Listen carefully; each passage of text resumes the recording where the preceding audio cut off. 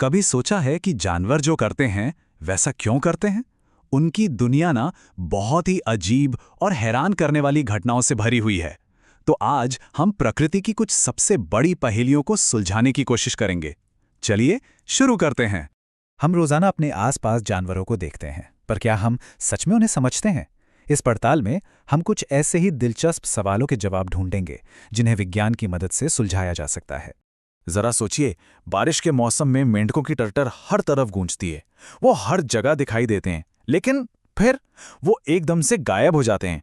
तो क्या वो सच में कहीं चले जाते हैं या फिर इसके पीछे की कहानी कुछ और ही है? और गिद्धों के बारे में क्या ख्याल है?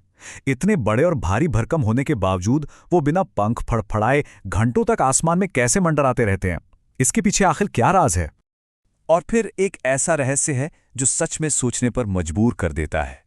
एक ऐसी जगह जहां हर साल हजारों पक्षी आसमान से गिरकर मर जाते हैं। जी हां, ये कोई कहानी नहीं बल्कि एक हकीकत है। चलिए एक एक कर इन सभी रहस्यों से पर्दा उठाते हैं। तो सबसे पहले उस पहेली को सुलझाते हैं जो हर साल हमारी आंखों के सामने होती है, मेंढकों का ये अचानक से गायब हो जाना। बरसात के मौसम में तो मेंढक हर तरफ उछलते कूदते नजर आते हैं, लेकिन जैसे ही मौसम बदलता है वो ऐसे गायब हो जाते हैं जैसे कभी थे ही नहीं। ऐसा लगता है मानो जमीन उन्हें निगल गई हो। इसका राज ना उनके खून में छिपा है। दरअसल मेंढक शीत रक्त वाले जीव होते हैं। इसका सीधा सा मतलब यह है कि हमारे शरीर की तरह उनका तापमान हमेशा एक जैसा नहीं रहता। अगर बाहर ठंड है तो उनका शरीर भी ठंडा हो जाएगा, और अगर गर्मी है तो गर्म। तो फिर सवाल ये उठता है कि कड़ाके की ठंड में जब उनका शरीर जम सकता है और चिलचिलाती गर्मी में सूख सकता है, तो वो आखिर खुद को बचाते कैसे हैं? इसका जवाब है एक खास तरह की गहरी नींद में। सर्दियों की कड़ाके की ठंड से बचने के लिए वो हाइबरनेट करते हैं, मतलब तालाब की गीली मिट्टी में खुद को दफन कर लेते हैं और अपनी धड़कन और सांस को न के बराबर एकदम धीमा कर लेते हैं। और गर्मियों की तपिश से बचने के लिए भी वे ठीक ऐसा ही करते हैं, जिसे एस्टिवेशन कहते हैं। तो असल में वो गायब नहीं होते, बस हमारी नजरों से छिप जाते हैं। चलिए अब जमीन से आसमान की ओर चलते हैं और पक्षियों की उड़ान के पीछे के शानदार विज्ञान को समझने की कोशिश करते हैं। कभी एक छोटी सी गौरैया को देखें। उसे हवा में रहने के लिए कितनी तेजी से अपने पंख फड़फड़ाने पड़ते हैं। और फिर आसमान में ऊंचाई पर उड़ते उस गिद्ध को देखिए, जो बिना पंख हिलाए घंटों तक हवा में तैरता रहता है। ये भला कैसे मुमकिन है? अच्छा, इसे समझने के लिए एक बड़ा मजेदार उदाहरण है। लोहे की एक छोटी सी कील पानी में तुरंत डूब जाती है, लेकिन उसी लोहे से बना हजारों टन का जहाज आराम से पानी पर तैरता रहता है। ये किसी जादू जैसा लगता है ना?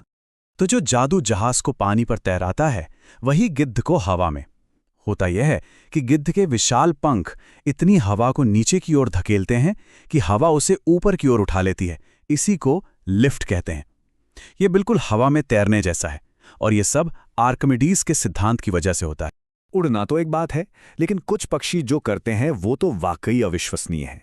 वो हर साल हजारों किलोमीटर्स का सफर तय करते हैं।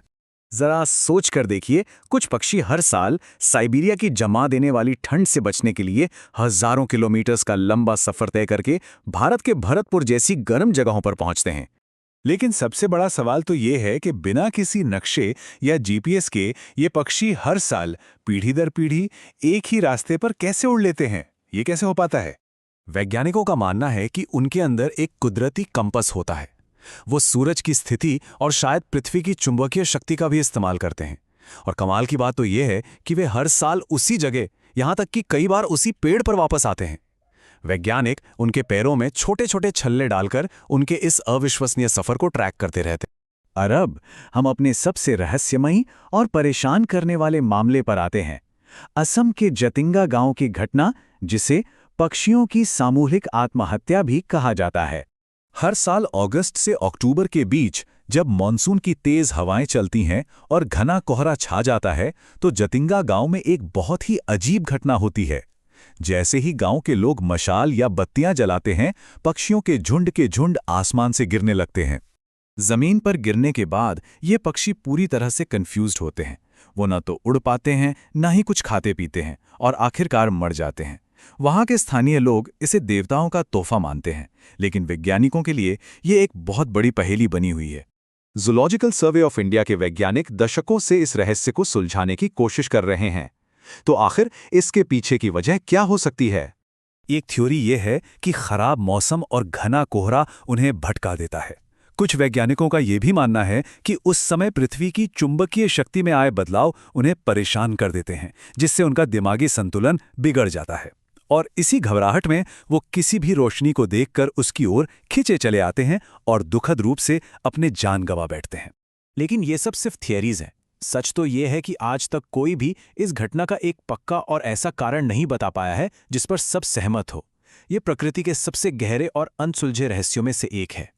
तो हमने मेंढकों के गायब होने से लेकर पक्षियों के रहस्यमयी मौत तक के रहस्यों को समझने की कोशिश की। विज्ञान ने हमें कुछ जवाब तो दिए हैं, लेकिन प्रकृति के कई राज आज भी अनसुलझे हैं।